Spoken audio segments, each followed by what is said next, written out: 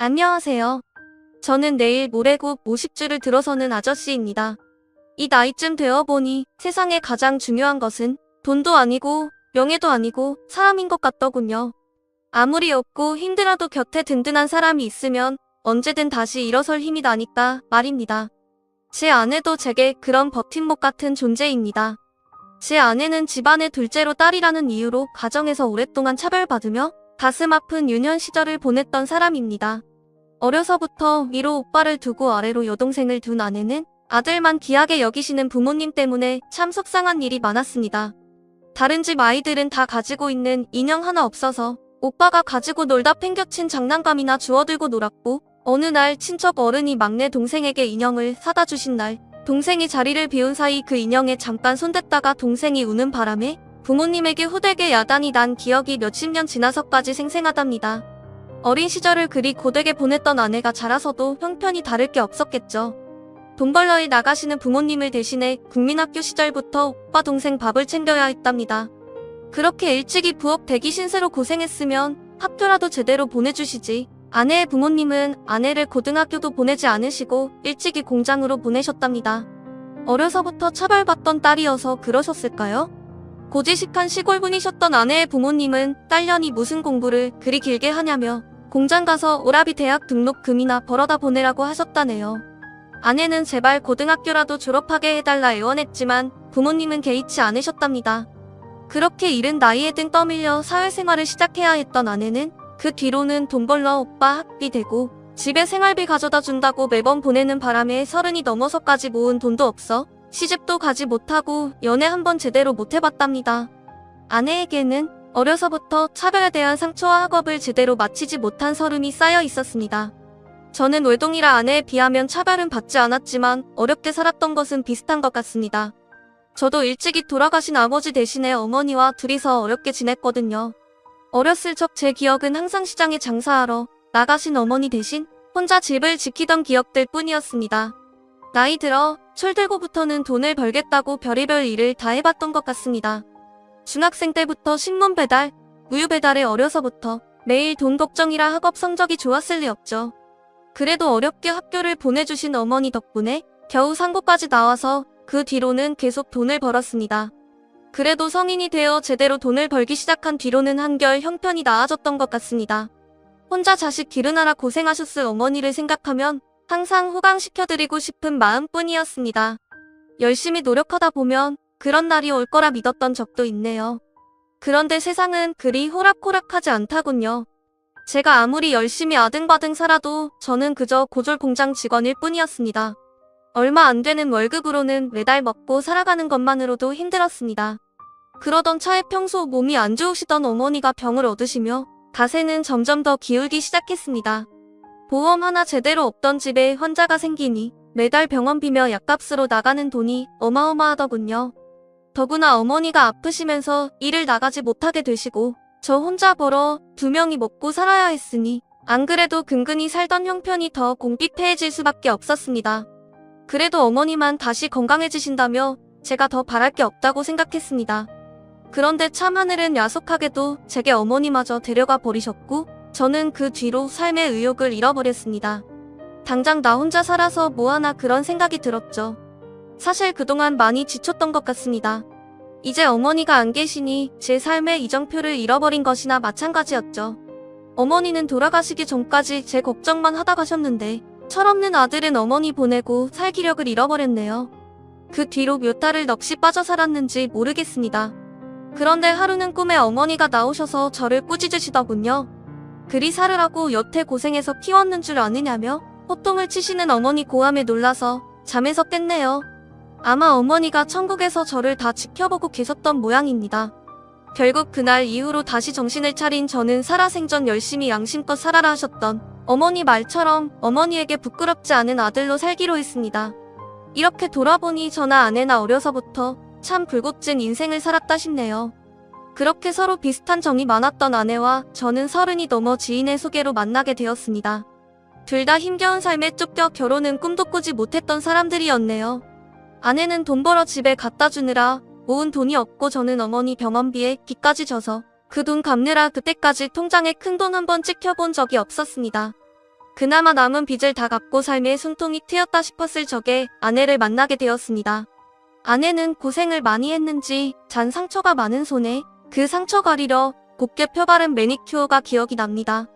뭐 흉터투성이에 검게 바른 제 손에 비하며 비단결 같은 손이지만 그 손을 보니 이 여자도 나 못지않게 힘들었겠구나? 그 손을 잡아 위로해주고 싶다. 그런 생각이 들었던 것 같습니다. 둘 다 연애도 제대로 해본 적이 없어 첫 만남의 대화는 별로 없었지만 서로 뭔가 통한다는 생각을 했던 것 같습니다. 자연스럽게 다음번 만남을 약속했고 점점 마음이 편해지고 서로 속을 터놓기 시작했네요. 서로 살아온 인생 얘기를 하다 보니 이 사람도 참 고생 많았겠구나. 저희는 서로 연민을 느꼈습니다. 서로 닮은 점도 많고 애잔한 마음이 있어 그런지 이 사람 곁을 떠나면 안 되겠다 하는 생각이 들었습니다.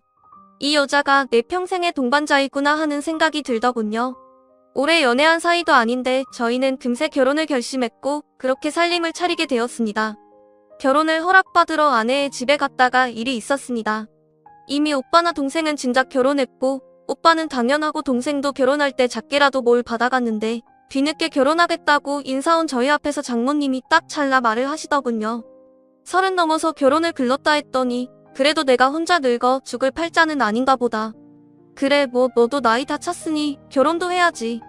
우리 형편에 뭐 못해주는 거 할 테니 나 알아서 해라. 엄마 나 시집갈 때 주겠다고 돈 모아둔 걸 어쩌고. 나 여태 집에 돈 보태느라 모아둔 돈 하나도 없어. 그 돈도 안 주겠다는 거야? 그게 언제적 길인데 이제 와서 찾아? 나는 내가 30까지도 시집 못 가길래 글렀나 했지. 근데 이제 와서 그 돈을 찾으면 어쩌자는 거야? 그 돈 또 오빠 해줬어? 그럼 내가 여태 집에 보낸 돈은? 여태 내가 집에 갖다 준 돈 다 하면 나 집 하나 사고도 남아.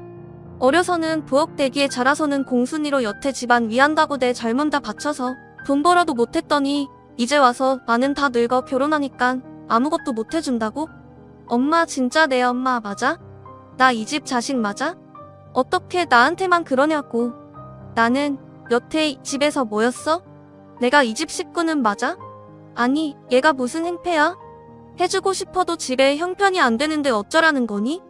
그럼 뭐 너 시집 간다고 집에 빚이라도 내서 챙겨보내라는 말이야? 엄마 아무리 해줄 형편이 안 돼도 시집가는 딸한테 수저라도 해줘야지. 미애한테 뭐 챙겨줬는지 내가 모를 것 같아? 할머니가 나중에 나 올려주라고 남기고 가신 금가락지도 이해준 거 내가 모를 줄 알았어? 그래도 이해했어. 이해는 결혼하니깐. 시집가니깐. 그럼 내가 결혼할 때도 뭐 하나는 해주시겠구나? 엄마 이건 돈이 문제가 아니야. 그냥 내가 이 집 식구가 아닌 거야. 얘 봐라. 여태 먹여주고 길러놨더니 이제 와서 지 엄마 탓하고 있네. 다 이러고 사는 거지. 왜 혼자 맨날 불평불만이야. 이거 사? 불평불만이라고? 내가 30년 참다가 겨우 섭섭한 거 말한 거 가지고? 이제야 내가 정신이 드네. 그래 나는 이 집 식구 아닌 거야. 우리 이제라도 인연 끊어요. 나도 부모 없는 셈 칠 테니까. 엄마도 잘난 장손이랑 금가락지 쥐어보낸 귀한 딸이랑 잘 살아. 앞으로 나 찾지도 마. 결국 결혼 허락받으러 간 그 자리에서 아내는 척하절연을 했습니다. 허탈한 심정으로 돌아 나오는 아내의 얼굴이 금방이라도 울음이 터질 듯해 저는 아무 말을 해줄 수 없었습니다. 그저 울음을 참겠다 꽉 우겨진 그 주먹만 감싸줄 뿐이었습니다. 결국 저희는 양가 부모님도 부를 수 없는 형편이 되어 결혼식을 하지 않기로 결심했습니다. 사진관 가서 결혼 사진 한 장 찍고 결혼식을 대신했습니다. 그렇게 시작한 신혼이었지만 저희는 행복했습니다. 신혼집이라고 제가 무리해서 얻은 주공 아파트에 함께 벌어 채워 넣은 혼수까지 그래봤자 전세였지만 우리 둘을 번듯하니 놓을 자리 있다는 사실이 위안이 되었습니다. 이제는 우리 두 식구 아이도 낳고 열심히 길러 행복한 가족을 꾸리겠다 싶었네요. 둘 다 노총각 노처녀라 임신을 서두를 수밖에 없었습니다. 그런데 이상하게도 임신이 잘 안 되더라고요. 몇 달이 가도 아무 소식이 없어 병원을 찾았더니 믿을 수 없는 소식을 듣게 되었습니다. 안타깝지만 불임이십니다. 지금 임신이 문제가 아니라 아내분 자궁에 큰 혹이 여러 개 있어요. 이 정도면 그동안 많이 아프셨을 텐데 아프지 않으셨어요? 제가 아는 수술이야 간단하지만 아마 앞으로도 임신은 어려우실 겁니다. 어려서부터 내색할 줄 몰라 평소에도 아픈 것을 잘 참던 아내는 제 몸이 어떤 줄도 몰랐나 봅니다. 결국 아내는 수술을 받고 몸은 회복했지만 그 뒤로 아이는 가질 수 없었습니다. 여보, 우리 이제 아이 못 가진대. 어떻게 나 같은 여자 만나서? 당신은 무슨 죄야? 나는 뭘 잘못해서 아이도 못 품는 몸이 되었을까? 당신 왜 그런 말을 해? 무슨 차라니? 아이가 뭐가 중요해? 우리가 행복하면 그만이야. 우리 둘이서도 잘 살 수 있어. 당신만 있으면 열 쌍둥이도 안 부러우니까? 제발 내 앞에서 그런 말 하지마. 제 위로도 소용이 없는지 몇 날 며칠을 방에 틀어박혀 울고 있는 아내의 모습을 보니 제 마음도 문드러졌습니다. 그토록 아이를 좋아하던 아내가 임신할 수 없다는 것을 알게 되고 아내가 얼마나 상심이 클지 차마 상상할 수 없었습니다. 아무래도 아내의 상태가 너무 좋지 않아 당분간 일을 쉬게 하고 집에 있게 했습니다. 저는 일을 나가야 해서 아픈 아내 혼자 집에 두기 마음이 편치 않았습니다. 아내는 돌봐줄 친정도 없고 시댁도 없는 사람이라 어쩔 수 없었죠. 그런데 감사하게도 그때 아내에 가까운 제인이 아내를 돌봐주겠다고 나섰습니다. 안 그래도 혼자 두고 나가기 걱정이었는데 지금 마음이 많이 상해 있을 겁니다. 곁에서 잘 좀 부탁드려요. 아유, 그럼 나도 걱정돼서 와봤는데 경혜 상태가 많이 안 좋네.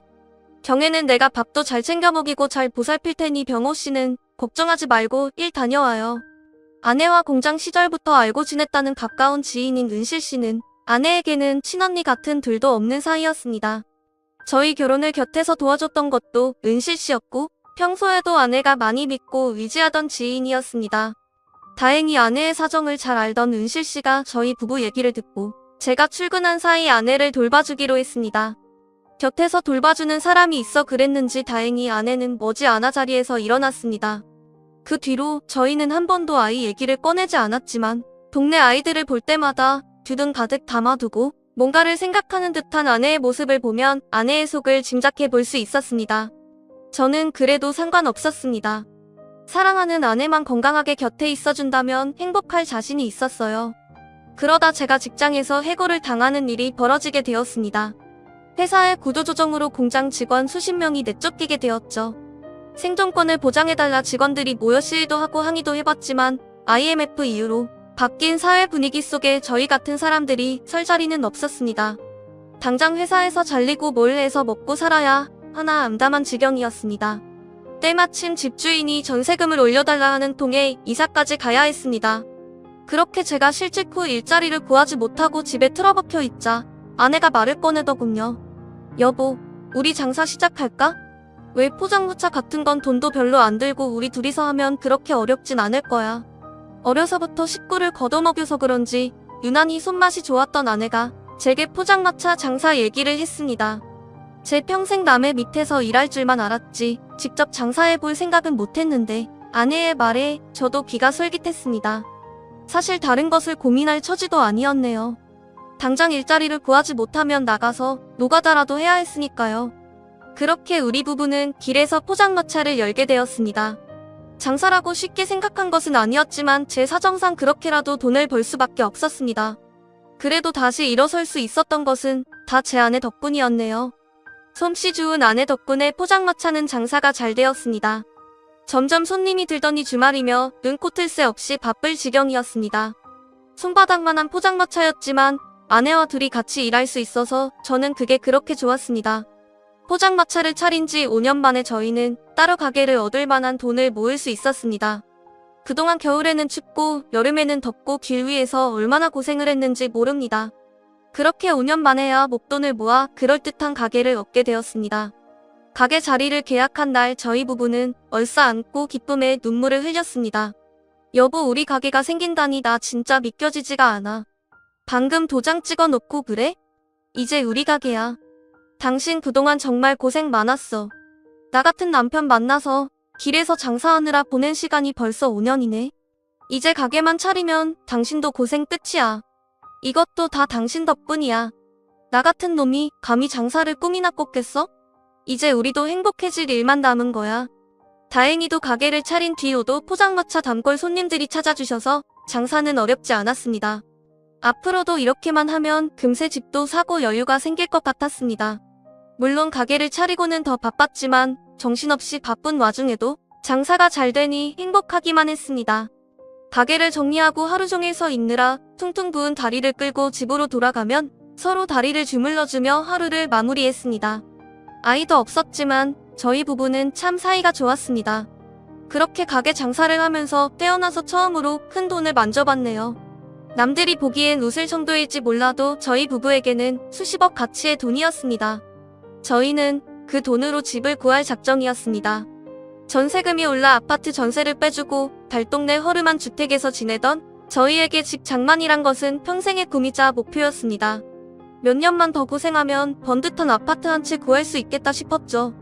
하루는 아내가 은실 씨에게서 좋은 투자처를 소개받았다며 제게 투자 얘기를 꺼냈습니다.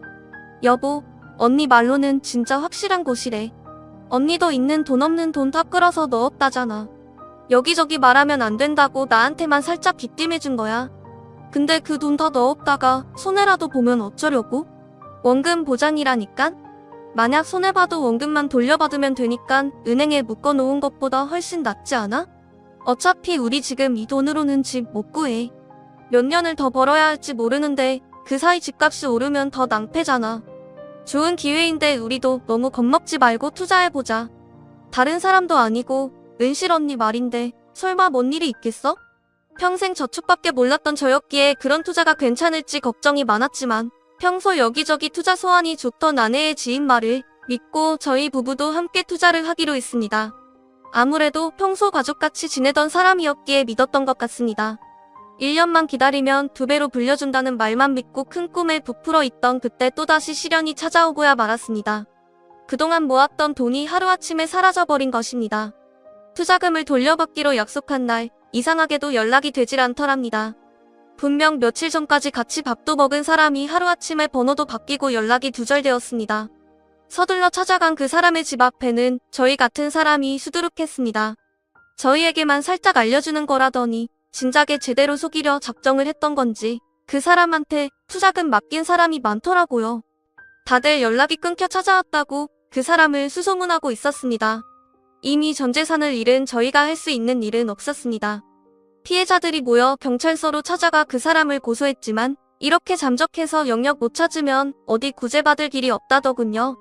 그 뒤로 저와 아내는 가게도 접어두고 그 여자를 찾겠다고 전국을 돌아다녔습니다. 비슷한 사람을 봤다는 소식만 들으면 몇 시간이 걸려도 찾아갔죠. 그렇게 몇 달이나 그 여자를 수소문했지만 도저히 찾아낼 수가 없었습니다. 누군가는 이미 해외로 도피한 것 아니냐는 말까지 하더군요. 출입국 기록은 없지만 중국 쪽으로 배를 띄웠을 수도 있다고요. 보통 이런 계획 범죄는 잡히는 경우가 더 드물다며 슬슬 하나 둘씩 포기하는 눈치였습니다. 그러나 그 중에서도 가장 피해 금액이 컸던 우리 부부는 도저히 포기할 수 없었습니다. 몇 년의 노력이 거기 들어 있었는데 이제 좀 팔 잡히나 했더니 어떻게 이런 일이 벌어집니까? 저희는 거의 정신줄을 놓을 지경에 이르렀습니다. 그런데도 아내는 포기를 못하겠는지 계속 그 여자를 찾아다니려 했습니다. 당신도 이제 그만 포기해. 말 못 들었어. 이미 국내 없을지도 모른다잖아. 그 많은 돈을 들고 날랐는데 여태 여기 있겠어? 그동안 많이 찾아봤잖아.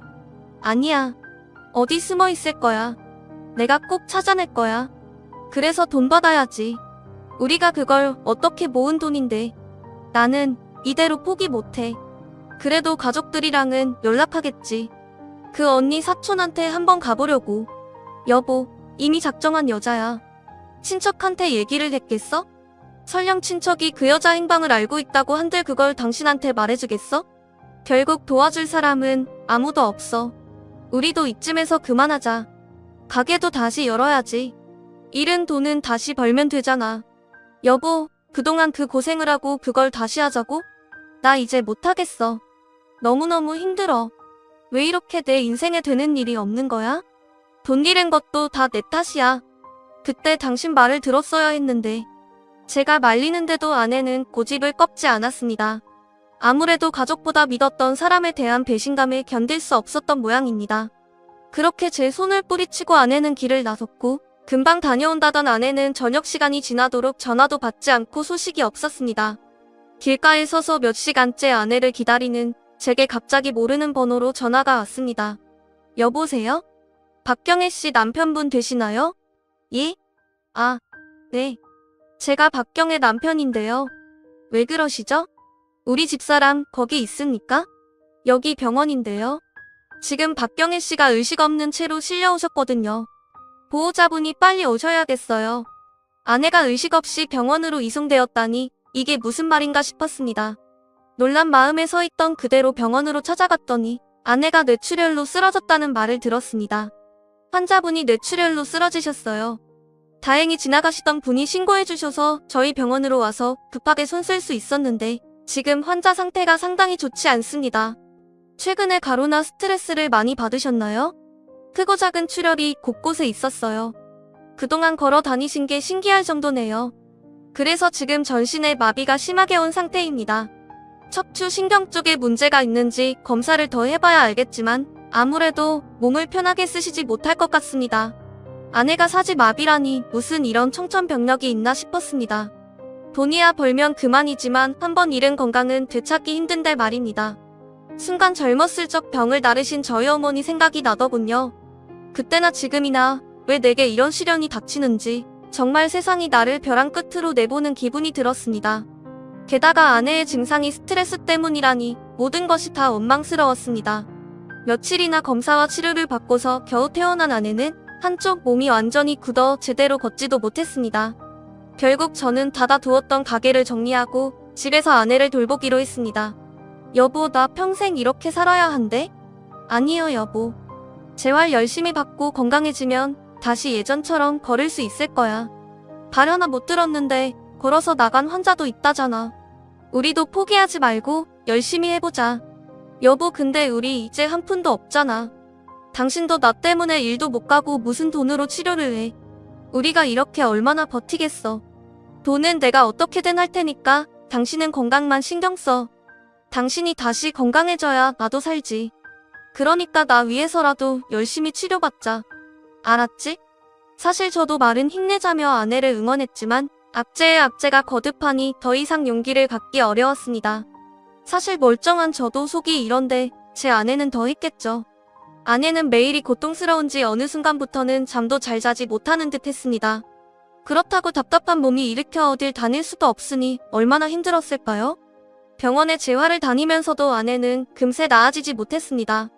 그래도 직전보다는 조금 나아져 뻣뻣이 굳어있던 몸이 이제는 천천히 걸을 정도는 되었지만 한 걸음 떼는 것이 얼마나 고통스러운지 그 꼴이 참 보고 있기 힘들 정도였습니다.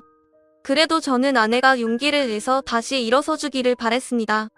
그래도 몇 달이 지나자 아내가 혼자 화장실 갈 수 있을 정도가 되었습니다. 그제서야 저는 다시 나가서 돈을 벌 수 있었습니다. 이미 가게 빼고 남은 돈도 거의 다 떨어져서 제가 더는 집에 있을 수 없었거든요. 그렇다고 이 나이에 다시 취직하기도 힘들고 결국 저는 아내와 함께하던 포장마차를 다시 시작하게 되었습니다. 이상하게도 전에 해봤던 일인데도 아내가 곁에 없어서 그런지 무척 고되고 어려웠습니다. 어렵고 힘들어도 아픈 아내를 위해 제가 힘을 내야 했습니다. 오전이면 아내가 하루 동안 먹을 식사를 챙겨놓고 저는 일을 나갔습니다. 아내와 하던 때처럼 많이 벌지는 못했지만 그래도 하루 먹고 살 만큼은 벌 수 있었습니다. 한 치 앞 인생이 깜깜했지만 아내 곁에 있다면 그것도 다 버틸 수 있을 거라 생각했습니다. 그러던 어느 날 지친 몸을 이끌고 집으로 들어온 순간 이상하게 집안의 불이 모두 꺼져 있고 조용했습니다. 안방, 화장실, 부엌, 창고 어딜 찾아봐도 아내의 흔적은 보이지 않았습니다. 그제야 식탁 위에 놓인 아내의 편지가 눈에 들어오더군요. 여보, 나야. 몸이 불편하니 글 쓰는 것도 힘이 드네. 이 편지를 적으려고 며칠이나 걸렸는지 모르겠어. 떠나기 전에 당신한테 꼭 말해주고 싶었어. 나나 당신이나 평탄한 인생은 아니었지만 그래도 당신 만나고 내 삶의 희망이라는 게 보였어. 내 인생은 꼭 깜깜한 터널 같았는데 언젠가 당신이 작은 촛불을 켜들고 내 옆에 다가와 주었네. 미약한 그 불빛 보며 당신과 의지하며 살아가면 언젠가는 이 터널도 지낼 수 있겠다 생각했는데 역시 박한내 팔자의 행복은 찾아오지 못하나 봐. 아무래도 나 때문에 당신 인생까지 이렇게 된 것 같아. 미안해 여보. 결국 내가 당신 짐이 되어버렸네. 그동안 고생한 것도 지금 이러고 지내는 것도 모두 내 탓이야. 당신은 한 번도 내 탓한 적이 없는데 나는 내 탓을 안 할 수가 없어. 당신은 다시 힘내서 걸어보자 말했지만 나는 이제 너무 많이 지쳤어. 더 이상 걸을 힘이 없어 여보. 그동안 이렇게 모자란 나를 아껴주고 사랑해주어서 고마워요. 우리 다음 생에는 꼭 행복하고 넉넉한 가정에서 태어나서 부족한 것 없는 삶으로 다시 만납시다. 그때는 우리 인생도 남들처럼 행복하기를. 아내가 남긴 편지를 읽은 저는 그 길로 아내를 찾아 나섰습니다. 몸도 불편해 잘 걷지도 못하는 사람이 대체 어딜 갔는지 마치 유언처럼 들리는 그 편지의 내용들에 눈물이 앞을 가렸습니다. 동네를 한참이나 돌아다니고도 아내를 찾지 못해 저는 결국 경찰서로 찾아갔습니다. 아내를 찾아달라 횡설수설하는 제 말에 경찰들은 우선 집에 가서 기다리라는 말밖에 없었습니다.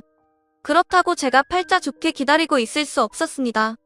저는 밤새 아내가 갈 만한 곳들을 다 찾아다녔습니다. 대체 그 몸으로 어딜 간 건지 아내는 어디에도 보이지 않았습니다. 혹시나 싶어 결혼 후 처음으로 처갓댁까지 찾아갔습니다.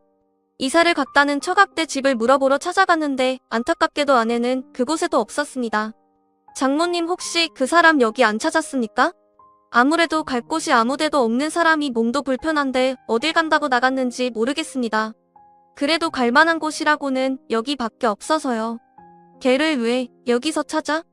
그 길로 연 끊고 지들끼리 잘 먹고 잘 살겠다고 떠난 딸년이 설마 여길 왔겠다고? 그러게 그녀는 나일 때부터 재수가 없었어. 결국 지 남편 팔자까지 꼬아놨구만. 지 오빠 아내를 망칠 년이라고 멀리 떼어놓으란 것을 그래도 내 배로 낳은 자식이라고 다 커서까지 먹여 키웠더니 결혼하겠다고 지 애미한테 악다구니를 하고 떠나더니 그럴 거면 잘 살기라도 하지. 나 참. 딸이 없어졌다고 찾아온 제 앞에서도 저런 말을 서슴지 않고 하시는 분이 그동안은 어떠셨을지 짐작이 되었습니다. 이런 정도인 줄 알았으면 저도 여길 오지 않는 거였는데 아무리 갈 곳이 없더라도 아내가 이런 집에 다시 찾아올 리 없겠더군요. 결국 그 집에서 아내도 찾지 못하고 엄한 소리만 듣고 발길을 돌릴 수밖에 없었습니다. 저는 다시 정체 없이 길을 헤맸습니다. 그동안에도 경찰서에서는 계속 연락이 없었습니다. 경찰관님, 저희 집사람 아직도 소식이 없습니까?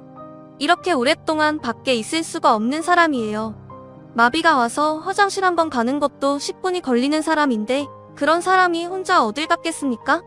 선생님, 찾지 말라는 편지까지 남기고 가셨다면서요. 사실 이건 가출 신고를 해야 하는데 선생님이 하도 요구하셔서 저희가 실종 신고를 올려드린 겁니다. 이 이상 저희가 더 해드릴 게 없어요. 아니 막말로 무소식이 희소식이라고 시차라도 찾았으면 연락이 왔을 텐데 조용한 걸 보면 별일 없으실 거예요. 경찰에서는 제게 아무 도움도 주지 못했습니다. 시체 못 찾았다고 무소식이 희소식이라니요. 그럼 사람이 죽음으로 돌아오면 그제서야 찾아줄 생각인지 힘없고 뒷뼈 없는 제가 거기서 뭘 더 할 수 있겠습니까? 결국 저는 혼자 힘으로 아내를 찾기로 했습니다. 아내는 그 뒤로도 금융거래 기록도 없고 전입신고도 하지 않았고 대체 어디서 어떻게 지내고 있는지 도저히 감이 잡히지를 않았습니다. 죽었다고 생각하기에는 제게 아내의 소식이 너무 간절했습니다. 결국 저는 집을 비워두고 아내를 찾아 전국을 돌아다녔습니다. 아내의 몇 없는 사진을 들고 기차역마다 내려 묻고 다녔습니다. 매번 돌아다니다 보니 고정적인 일을 가질 수 없어 저는 공사판을 전전하며 일용식 노동자로 살아갔습니다.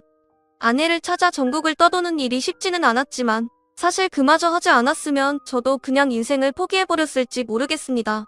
어머니 보내고도 갈피를 잡지 못했던 내 인생 평생의 동반자이던 아내마저 잃고는 삶의 의욕도 희망도 없었을 테니 말입니다. 이제 제게는 아내를 찾겠다는 희망만이 남아 겨우 삶을 이어갈 뿐이었습니다. 그렇게 아내를 찾아 헤맨 지도 벌써 7년이 지나버렸습니다. 죽었다면 시신이라도 찾았을 텐데 정말 무소식이 휴식일 거라 생각하며 언젠가는 아내가 저 대문을 열고 들어오기를 바라며 살았습니다. 그렇게 딱 7년이 되던 해에 정말 기적 같은 일이 일어났지 뭡니까? 저는 그때까지도 아내가 돌아오기만을 기다리며 제게 발로 언제 무너질지 모르는 그 집에서 버티고 있었습니다. 그마저도 올해가 끝이라 이제 어디서 아내를 기다려야 하나? 걱정이었던 참에 제 아내가 집으로 돌아왔습니다. 7년 만이라는 것이 믿기지 않을 정도로 그대로인 아내는 놀랍게도 사지마비였던 그 몸이 아닌 곱고 건강한 모습이었습니다. 두 발로 보통 사람처럼 대문을 넘어 들어오는 아내를 보고 저는 제가 꿈을 꾸는 거라고 생각했습니다. 여보, 나 왔어. 아내의 목소리를 듣고야 그제 꿈이 아니라는 게 실감이 나더군요. 7년 만에 듣는 아내의 목소리에 저는 맨발로 뛰쳐나가 아내를 끌어안았습니다. 당신 어디 있다. 이제 나타난 거야? 그동안 대체 어디 있었어? 내가 당신을 얼마나 찾아다녔는 줄 알아? 몸은 어떻게 된 거야? 다 나은 거야? 아니, 이게 무슨... 여보 진정 좀 해. 내가 다 설명할게. 응? 잔뜩 흥분해 말을 쏟아뱉던 제게 아내는 제 손을 잡고 그간의 일들을 모두 설명해 주었습니다. 아내는 제게 마지막 편지를 남기고 세상을 등질 생각이었습니다. 그때는 정말이지 더 이상 희망이 없다고 생각했어. 당신이 나 때문에 돈도 잃고 가게도 잃고 거기에 내 몸까지 그 지경이 되었으니 앞으로는 꼼짝없이 평생 당신 짐이나 되겠구나 싶었어. 내 인생이 전혀 나아지지 않는다는 생각에 우울증이 심했던 것 같아 그냥 다 놓고 편해지고 싶었어. 그리고 나라도 없어야 당신이라도 살겠지. 그땐 그렇게 생각했어. 여보, 왜 그렇게 바보 같은 생각을 했어? 당신 없이 내가 어떻게 살겠어? 나 그동안 당신 찾아다니겠다고 안 가본 동네가 없어. 서울부터 부산까지 전국을 훑고 다녔는데 미안해 여보. 아무튼 그때는 죽자고 결심하고 버스를 타고 아주 멀리 떠났어. 깊은 산속에 가면 보는 사람도 없고 몰래 죽기 좋겠다 싶었어. 그래서 한참을 버스를 타고 가서 이름도 모르는 산으로 들어갔어. 제대로 걷지도 못해서 내 발로 기다시피 해서 산을 올랐어. 얼마나 오랜 시간이 지났는지 깜깜한 밤이 되었는데 더는 못 가겠더라고. 그냥 여기서 굶어 죽자 싶어서 나무에 앉아 있었어.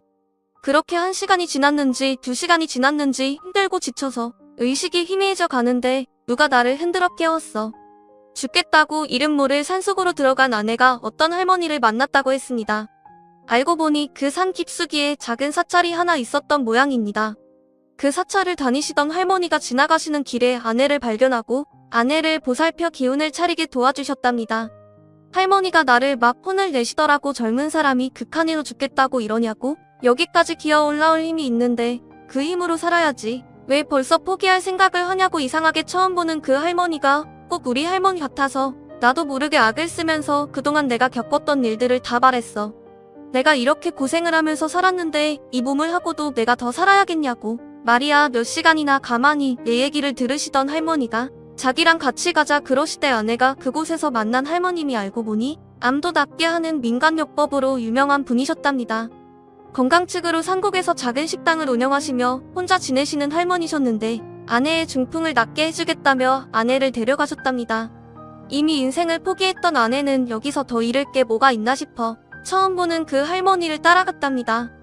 그렇게 할머니를 따라간 곳에서 할머님이 알려주시는 대로 재활을 하고 건강책을 먹으며 몸을 차츰 회복해갔다고 합니다. 그렇게 노력한 지 3년 만에 제대로 걷기 시작하고 마비가 왔던 얼굴도 서서히 퍼졌답니다. 아내도 그제서야 삶의 의욕이 생기는지 그 뒤로는 할머니 일손을 도우며 둘이 산속에서 의지하며 지냈답니다. 그래도 죽겠다고 도망 나온 내가 당신을 다시 찾아갈 용기가 없었어. 그때까지도 내가 불행의 원인이라는 생각을 버릴 수가 없었거든. 당신이 나만 만나지 않았으면 더 행복하지 않았을까 그런 생각이었어. 그래서 내가 없어야 당신이 행복할 거라 생각했어. 내가 자기를 찾아다니는 줄도 모르고 차마 내게 돌아올 용기가 없던 아내는 할머님과 계속 산속에서 지냈고 그 밑에서 할머니의 요리를 전수받아 같이 가게를 꾸려갔다고 했습니다. 그렇게 몇 년이 더 지나 얼마 전에 할머님이 고령으로 별세하셨다네요. 자식이 없던 할머님이 아내에게 가게와 모든 재산을 다 물려주시고 말입니다. 할머니가 여태 혼자 지내셔서 그동안 모아두신 돈이 상당하더라고. 나는 그동안 거기서 얻어먹고 지낸 걸로 좋겠는데 그동안 월급이라며 다 나한테 주고 떠나셨어. 나한테는 아무 말씀 없으셨는데 말이야. 근데 의지하던 할머니가 돌아가시고 나니까 이제 어떻게 살아야 할지 모르겠더라고. 그제야 당신이 너무 보고 싶었어. 내 욕심이지만 당신이랑 보냈던 시간들이 내 인생의 가장 행복한 순간들이었거든. 마지막으로 한 번만 보고 싶다 싶어서 찾아왔는데 아직도 여기 당신이 있을 줄은 몰랐네. 그러게 왜 바보같이 나를 두고 떠났어. 그동안 당신 찾느라 얼마나 힘들었는지 알아? 나는 당신이 반신불구되어도 곁에만 있어준다면 괜찮아. 그 사이 내가 재혼이라도 하면 어쩌려고 그랬어. 나는 차라리 당신이 나를 다 잊고 새 삶을 시작하기를 바랬어. 아니 사실 그러면서도 정말 그러면 어쩌나 무서웠던 것 같아. 그래서 당신 소식을 잊고 찾아볼 생각도 안 하고 살았나 봐. 산속에 있으면 다른 생각이 안 들어. 그냥 할머니 도와서 가게 꾸리면서 그렇게 하루하루 살았어. 할머니가 나한테 정말 많은 걸 가르쳐 주셨어. 음식으로 병도 나을 수 있구나. 배운 게 많아. 할머니가 나를 친자식처럼 생각하셨던 것 같아. 할머니가 돌아가셨으니 이제 내가 그 가게를 꾸려야 돼. 그게 내가 은혜를 갚는 길인 것 같아. 혹시나 당신이 아직 여기 있으면 같이 가자고 말하고 싶어서 찾아왔어. 나 이제 돈도 있고 우리 둘이 예전처럼 가게 꾸려서 산속에서 예쁜 집 짓고 살자. 당신도 그동안 고생 많이 했을 거 아니야. 이제는 내가 당신 호강시켜줄게. 응? 결국 아내도 저도 7년간 서로를 잊지 못하고 있었던 겁니다. 그동안 나를 두고 떠난 아내에 대한 섭섭함도 있었는데 아내를 다시 마주하니 그런 앙금은 온데간데 없고 그저 무사히 돌아와줘서 고맙다는 생각만 들었습니다. 결국 저는 돌아온 아내를 따라 아내와 다시 행복한 삶을 시작했습니다. 그렇게 아내를 따라간 저는 공기 좋은 산에서 아내와 함께 가게를 운영하며 그 옆에 멋진 집도 짓고 둘이서 즐거운 삶을 지냈습니다. 주말에만 가게를 열기 때문에 평일에는 아내와 여기저기 여행 다니며 좋은 거 먹고 좋은 것만 보고 그렇게 살았네요. 생전 처음 해외여행도 가보고 이렇게 호강해본 적이 없습니다. 그리고 최근에는 강아지도 한 마리 키우기 시작했습니다. 아이처럼 여겨지는지 하루 종일 강아지만 쳐다보고 있는 아내를 보면 질투까지 나네요. 저희 부부에게는 이제는 돈 걱정도 건강 걱정도 없습니다. 아마 이런 행복을 주시려고 그동안 그 많은 시련들을 겪었나 싶더군요. 사람 만나 상처받았던 아내가 다시 사람으로 치유받아 정말 다행이라고 생각합니다. 저희 두 사람도 앞으로 평생을 서로 아끼며 남은 인생 행복만 가득하기를 바랍니다. 감사합니다.